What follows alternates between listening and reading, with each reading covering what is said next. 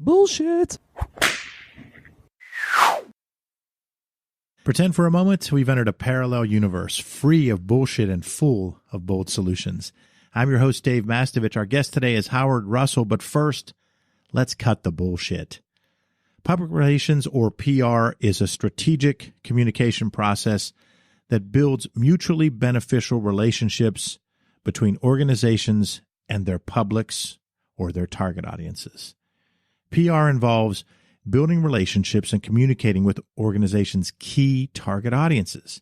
In other words, it's based on trust and providing honest and accurate information, presented clearly, and of course presented in a way that positions the organization in the most positive way possible in light of the facts.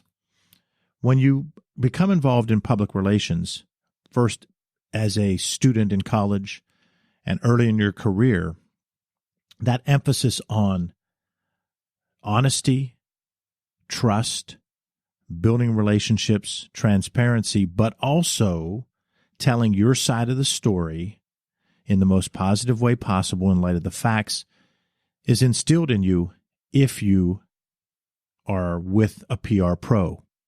If the college professor is a PR pro, or if your first job, the leader, is a PR pro. PR as an industry faces a number of challenges. Like any discipline, public relations is misperceived by many people outside the industry.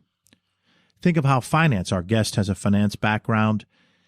Think about finance and accounting people, how they're still misperceived as bean counters or only concerned about the bottom line, as if all financial and accounting people are unable to see beyond a basic spreadsheet of numbers. The same happens with PR. The term spin doctor is PR's term for bean counter. Spin doctor comes to mind, and how the average person thinks PR is about pivoting, the big catchphrase of the last year with the election, pivoting or twisting the truth. Also, like any discipline, PR has its share of bad actors. Just like some CFOs aren't as ethical as others, some PR practitioners aren't as truthful as others. The industry needs to fight back when one of our own hurts the entire field of PR. We had that happen when Sean Spicer, the new White House press secretary for President Donald Trump, was less than truthful during his first press conference. Now, let me be clear. Both sides of the political aisle are full of bull. I don't care if I offend the 75%. Howard's ready to hit the bullshit button. I don't care if I offend the 75% of zealots out there who only listen to their side of issues. I'll say 75% just to be nice, because it's probably more like 80, 85, maybe even 90% of people who only listen to their side of issues. The zealots who follow the entertainment channels, not news channels, the entertainment channels, MSNBC and Fox. Yes, they're entertainment channels, not news outlets, because both are completely biased. This is not a rant against Trump. Far too many people weren't objective in January of 2009 or in January of 2017. It's actually funny to watch, because the people who were complaining in 2009 about negative response to the president are now the ones being negative about the president. Talk about alternative facts. But back to Sean Spicer. When it comes to PR, the rules of the game are tell the truth while presenting your organization's side of the story in as positive a light as possible. Don't make shit up. And if you feel compelled to make shit up, know that you'll be found out. So just don't do it. But if you can't help yourself, or if you're being told you have to do it by your boss, try not to BS about something that is pretty much irrelevant. Most people don't really care how many people attend an inauguration. The people that voted for the winner still believe they were right, regardless of attendance at the inauguration. The people who didn't vote for the winner still believe they were right, regardless of the size of the crowd. But yes, it's bigger than that. PR is a noble profession. Communication to key target audiences, or the lack thereof, plays a major role in an organization's success or failure. And Howard will talk about the importance of relationship building and communication throughout his career as he's built companies and turned companies around. Successful PR involves building mutually beneficial relationships with those key target audiences. For Sean Spicer, one key target audience is the White House press corps. How are you building a relationship within the first 10 minutes being false, saying falsehoods. Other key target audiences are us, the general public. So it requires telling the truth while telling your side of the story in the most positive light. It requires cutting the bullshit. The No BS Show is brought to you by Audible.com. Get a free audiobook download and 30-day free trial at audibletrial.com/nobs. Try a book like Modern Romance by the hilarious Aziz Ansari. You can download it for free today. Go to audibletrial.com/nobs. Again, that's audibletrial.com/nobs for your free audiobook. Over 180,000 titles to choose from for your iPhone, Android, Kindle, or MP3 player. I'm excited to hear from our guest today, Howard Russell, owner of Custom Nuclear Fabrication. CNF's core business involves the fabrication of spent fuel storage canisters and related products for the domestic and global commercial nuclear power industry. Howard's also co-founder and partner of Ferrum Capital Partners, a specialty asset management and financial services firm which works to bring international investment funds to the Western Pennsylvania region. Howard's on the board of directors for Professional Environmental Engineers. He's president of the board of directors for the Kappa Scholarship Endowment Fund of Western PA, and he's a member of the African American Chamber of Commerce of Western PA. Howard, welcome to the show. Thank you, Dave. Good morning. How are you? Good. How about that rant? Was that rant make any sense to you, or was it just a BS rant? For the most part, it made sense. I was going to tap the button a couple times, but Well, tell me when. Well, so when I look at PR, I guess the question is, what do you want your audience to hear? And if it's so that drives the PR for me at this point in my career. I want the audience to have a genuine understanding of who I am and what I'm trying to accomplish or what my businesses are trying to do or whatever. For some others, it's just, I just want you to know we're out here. So I could say the craziest thing to get your attention. I've accomplished my goal. So maybe our new press secretary's goal was just to get you to recognize that he's here, and they're going to say crazy stuff to get the media and the masses pissed off. Could be. Who knows? Because I can't see someone in that position wanting to fight the press because you can't win. Agreed. So maybe there's an alternative strategy that we're not aware of, and maybe he accomplished that. Maybe. Regardless, it would still be bullshit. Yeah. As a PR practitioner, I just, time and again, Baghdad Bob is my favorite example during the Iraq War when this guy would come on and say that they were beating the U.S. And that's in PR, that's the funniest one that you can say. This is such a bullshitter. He's looking in the camera and just out and out lying. And that's frustrating that there's a percentage of people that do that. That's not what PR is about. And there are pros that believe in true PR. And true PR defines the target audience, the audiences, plural, and figures out what they want. And can your company give them that? And if your company can give them that, you then present your facts, your ideas, your products, your services openly to them in a manner that's going to reach and influence them. So how you talk to each audience is different. But if you're doing true PR, your messaging, your core message is pretty close to the same. It's tweaked based on the medium you're using to reach them because each medium is different.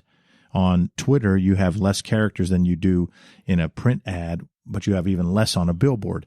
So how you say what you need to say is going to change by medium to each target audience. But the truth has to be there. And yes, I agree you're going to spin a little bit because you're not going to tell the best, you're going to tell the best light of your story, but you can't out and out lie. And that's my problem. Well, let's think about Baghdad Bob.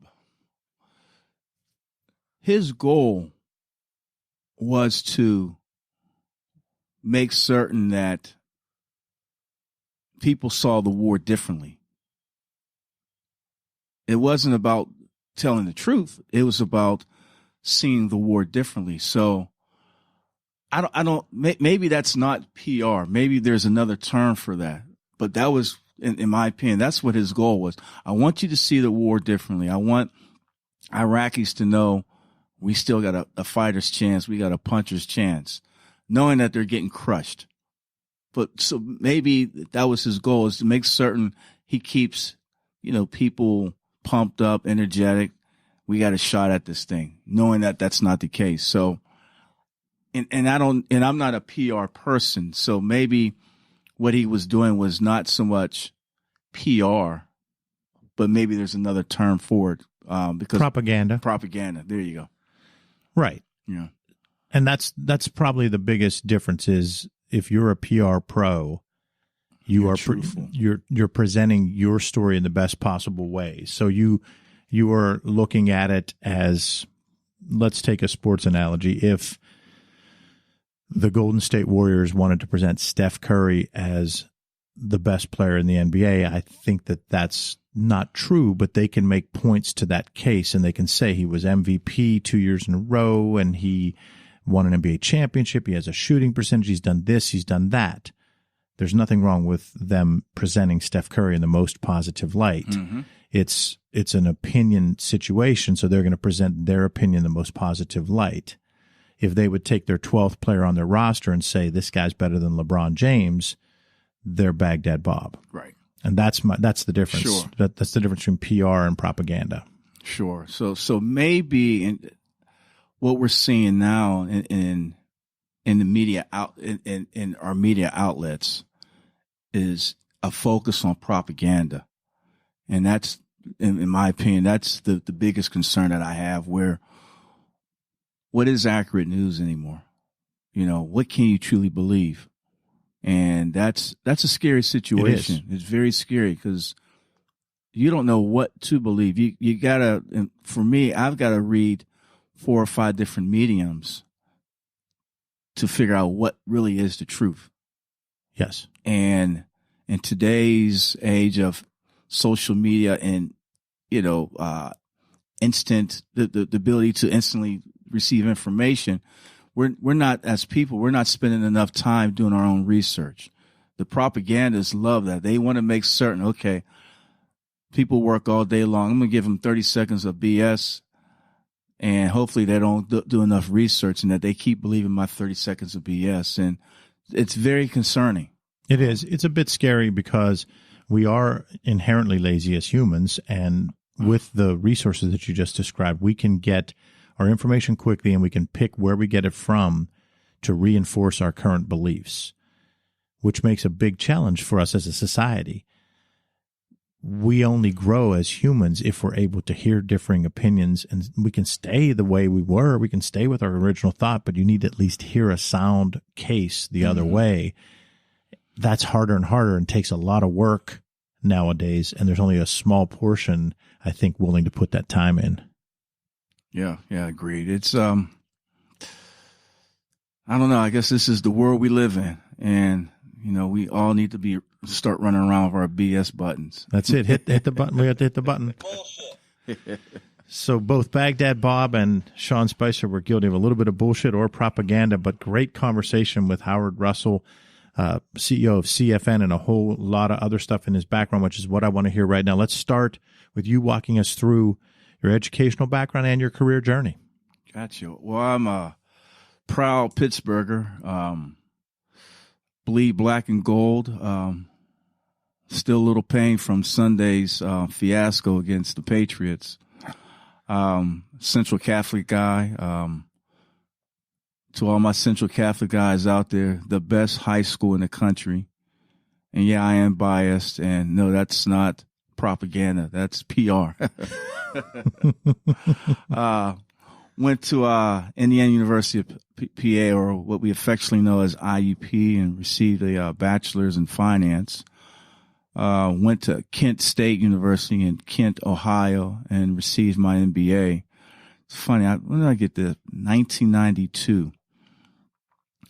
We didn't even have the internet then, and I was talking with some of the young kids now that I mentor, and my first paper on writing, we were running around campus with these big 5 1/4 floppy disks. You had to stick them in to get the wasn't even Word. wasn't. It was word perfect. It was word perfect, and they owned the market and lost it to Bill Gates. Exactly. So you had to stick that in to reboot, and then you put another disc in to save. But that's how you typed. Or, well, hell, what was it? Not Excel. What was the Lotus 123. Lotus. Yeah. Wow. This is scary. Yeah, it is. But yeah, let me just say, word perfect kicked Word's ass. It was a better product. It was a better product, but you just couldn't beat that monopoly. Yeah. PR at its best. Bill Gates, Microsoft, right? man. Yeah. But so graduated from Kent State. My first job. There's an organization called En-ROADS. En-ROADS trains African American kids to be ready for careers. Basically, they take kids and talented college kids, and they do internships each summer at corporations all over the country. So the Pittsburgh office, they had kids at PNC, Mellon, Alcoa, you name it. And so the goal was, once these young men and women graduated, they would have full-time jobs at their sponsoring companies. So I'm looking for a job. I just got out of grad school. So I go to the En-ROADS office and say, hey, look, can you give me a list or some contacts at these companies? I'm trying to find a job. And they say, well, we're hiring. I said, no, you didn't hear me. Can I get a list of these companies that you work with? And they said, did you hear me? We're hiring. I'm like, oh, okay. So one thing led to another, and that was my first job out of college. I was a En-ROADS, I forget the title, but basically I work with the kids to make certain that they maintain their internships, and work with the corporations to make certain that they, at a minimum, maintain the same level of kids, if not increased the number of kids, as well as went out and found new corporations to take on interns. Great first job to network. It was. The training, you would have to go out and do a presentation. So my boss, she didn't let me go out until I did this 30-minute presentation in front of her, in front of a TV for like 2 weeks straight. I wanted to choke her. But what I realized, that was probably the best training I had in terms of presenting. Some people are very good off the cuff. I need notes, and I need to practice. And that went a long way in terms of how I went out and marketed, not when I left that job, but in other jobs or in other careers or in some of my personal experiences. So that was very valuable training 20 plus years later. So impressive. So the first job is with En-ROADS. Yep. And what En-ROADS did that make? Had to use it for your next job. So the next job was with Integra Bank. Yeah, no longer here, huh? I remember it. I do remember it. I remember their logo. Yeah, Integra Bank. I started there as an analyst. Integra was purchased, I think, my second year there by National City. So in total, I spent 3 years at Integra Bank / National City in the mid-'90s.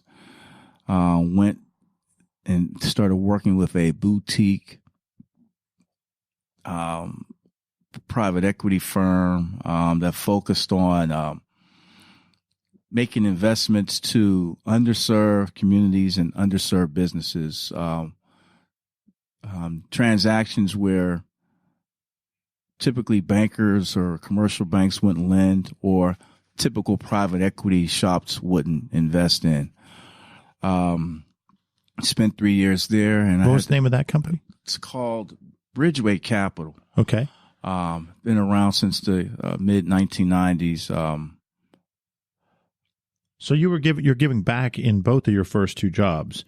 The first job, you're helping to pretty much mentor African-American college students or kids right out of high school to get them into jobs with corporations. And then you move into National City for a few years, and you go to this boutique private equity firm that's doing investments for the underserved community and businesses in that underserved community.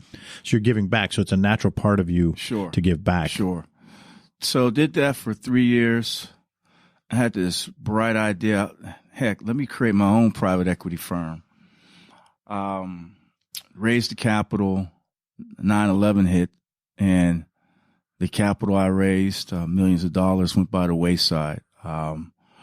So I just started doing a lot of advisory services work for companies, primarily in the Western PA area. Met my business partner in Washington, D.C. in 2004. Introduced by a current business partner of mine named James Baldwin, who's a corporate securities attorney here.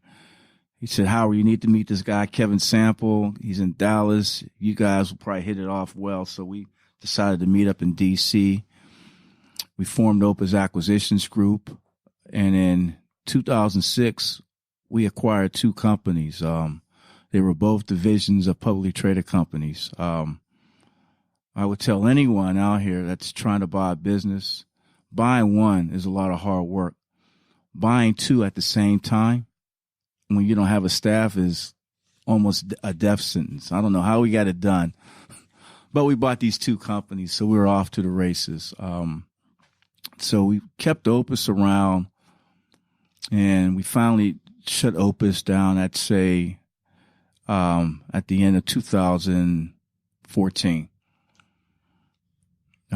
Since then, I've just, been involved in different companies. Custom Nuclear Fabrication, it's one of the companies. I'm a co-owner, and our CEO is a guy by the name of Pete Quillen that's had decades of experience in this whole nuclear industry. I could barely spell nuclear, let alone, build one of these canisters, but it's good that you have good people around you. I've always been more the finance guy, structuring, the deal, and being very strategic of how we go to market and grow. So that's my role with Custom Nuclear Fabrication.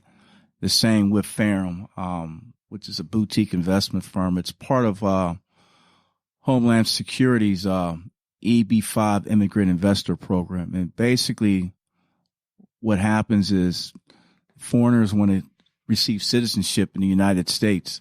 They have to make an investment of at least $500,000 into projects or companies that maintain at least 10 jobs.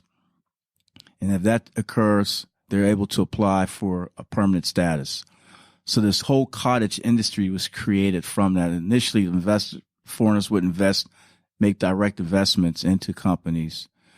And then this concept of a regional center was created where you could pool the capital as a regional center, then reinvest in various projects. So Ferrum Capital Partners, we are the owners of the West Penn Regional Center here in Western PA.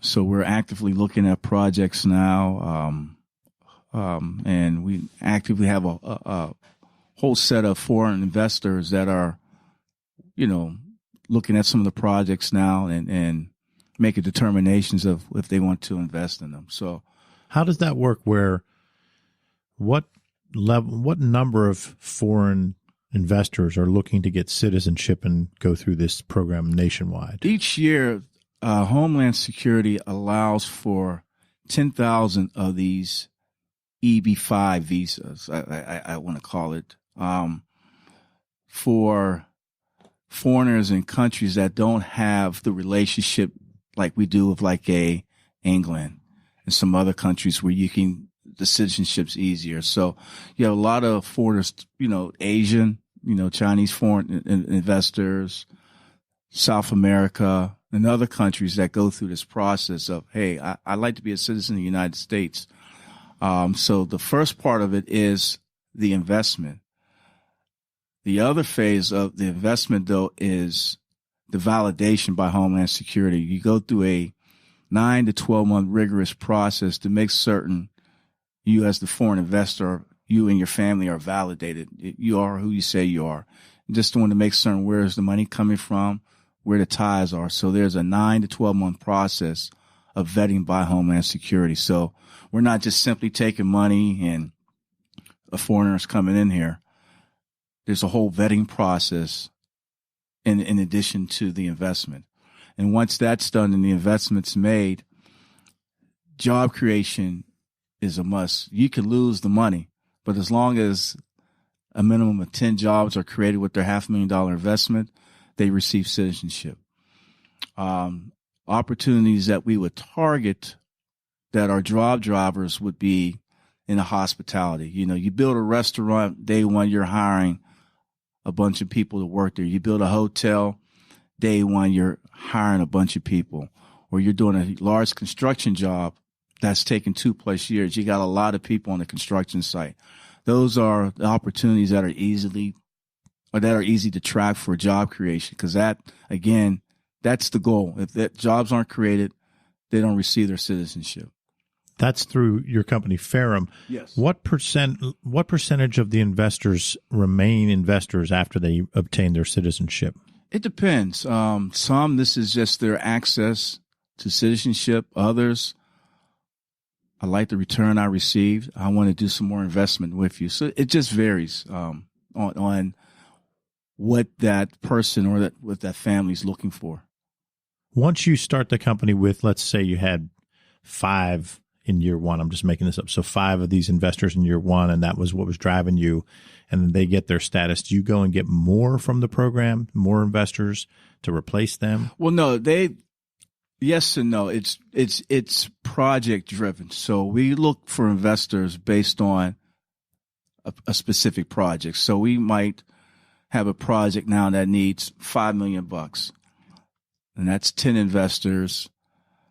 So we provide them with investment memorandum about the project and the opportunity. They make a determination and they invest in that project. We have another project, we have to go through the same process. So it's project driven from that standpoint. That's Howard Russell. He's owner of CNF and also owner of Ferrum, the equity company, private equity company he's talking about, which is involved with the West Penn Regional Center and the program that helps get investors that are seeking citizenship. Howard, other than family, who are your mentors and how have they impacted you? Let's see. I've had so many different people that have had impact on my life. Clearly, my family, I've been blessed. I thought I had the best parents in the world, and to this day, I still believe that. So family's been vital. Through my fraternity, it's nothing but professional African-American men. And, our fraternity's been around since 1911. So we're a global fraternity. So you get to interact with all types of men that have kind of been there, done that. So why recreate the wheel? So, there's too many for me to name, but that's been helpful. The networking with both IUP grads and Kent State grads has been important. Mentors on my various jobs that I've had that have said, hey, don't go left. I know that sign says left. You need to make a right turn. People that I've not met, but books that I've read. One book in particular was by a gentleman by the name of Reginald Lewis called Why Should White Guys Have All the Fun? And it talks about how he went and bought companies. He was a Harvard-trained attorney, graduated from Harvard in the late 60s, early 70s, and was just doing small deals and got this great idea. Hey, I wanted to buy a business. He was the first African-American to own a business with over $1 billion in revenues. So it's more of an inspirational book. And for me, that's the field that I'm in. So although I've never met Reginald and he's deceased, that's someone that's been inspirational. You just reading the book and understanding his journey and how it's similar to my path. My business partners, at Custom Nuclear Fabrication, they provide different insight. My business partners at Ferrum, past partners, it just doesn't matter, in terms of whether they're black, white, women, men. you meet influential people and you take a little bit of that knowledge and it helps you springboard to your success. So I've not had one mentor. I've had many people that I pull information from and have maintained relationships with. And that's been my guiding force for me. Talk about a learning experience when maybe you were a BS employee, a tough boss, or your communication wasn't what it needed to be. Looking back, when do you think you might have been guilty of some BS? What did you do about it that might help our audience? Ooh, I don't think you have enough time, but let me give you a couple stories when a boss BS'd me and then when I BS people. Boss at a former company I worked with, it was Christmas. And she wanted everyone, it was like Christmas Eve or 2 days before, I forget, but she wanted everyone to work until 5. You guys can't leave until 5 p.m. Like, really? We see her sneaking out the back door behind our offices by lunchtime to go home. I'm like, what? So I'm like, you know what? Exactly. I didn't come out and say that to her, but that's what I thought. So I saw her leaving and I broke my stuff down and I left by 1 o'clock. I just think, if you're a boss and you're expecting this of your employees, you at least need to do the same. So that's an example of someone BSing me and me calling on the carpet. I think when I was up in college, I just wanted to hang out, party, chase women. Not that I'm not different than a lot of other guys, but, that's what I did then. And never forget, I was at a conference some years later, about 4 years after I graduated. Met a woman I had a one-night stand with. I didn't know her name, but she remembered me. And I said, never again will I BS people, because she could have went off on me. You don't remember any of that, but she didn't. She was very nice. We talked the whole weekend, but I said to myself, well, I'll never ever treat people wrong again. So I don't BS anymore. And this is over 20 years ago. So what you hear from me, what you see from me is what you get. I try to eliminate BS. I don't want to be around it. But that particular event really changed how I operate and how I interact with people. I'm cringing thinking of that, how you had to feel with that. I'm like, what's her name? Oh my! And she's talking, and I can't remember. And I'm like, wow, I feel like a complete jerk. So that's Howard Russell. Hear more of my interview with him on part 2 of the No BS Marketing Show.